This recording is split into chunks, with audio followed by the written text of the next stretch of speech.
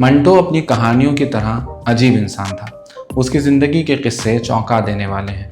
उर्दू हिंदी के मशहूर लेखक उपेंद्र नाथ अश्क ने मंटो मेरा दुश्मन नाम की किताब में मंटो और अपने बीच की एक बड़ी दिलचस्प नोकझोंक का जिक्र किया है।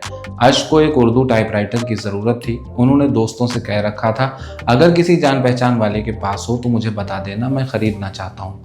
इसी दौरान मंटो और अश्क के एक दोस्त जो फिल्म डिस्ट्रीब्यूटर के पब्लिसिटी ऑफिसर थे, उन्होंने 110 रुपए में एक उर्दू टाइपराइटर खरीद कर मंटो को दे दिया कि अश्क को दे देना। मंटो ने उसे साफ किया और अगले दिन अश्क से कहा, मैंने तुम्हारे लिए अपने एक दोस्त से लिया है, वो 150 रुपए मांग रहा है। अश्क को टाइपराइटर पसंद आया, उन्होंने पैसे दे दिए। मगर कुछ महीनों बाद उसी दोस्त से उन्हें पता चला टाइपराइटर तो उसके एक दोस्त का था और उसकी असली कीमत थी सिर्फ 110 रुपए। यानी मंटो ने 40 रुपए का मुनाफा झूठ बोलकर कमा लिया। ऐसे ही चौंकाने वाले अदबी किस्सों के लिए जुड़े रहिए अदबी दुनिया के साथ।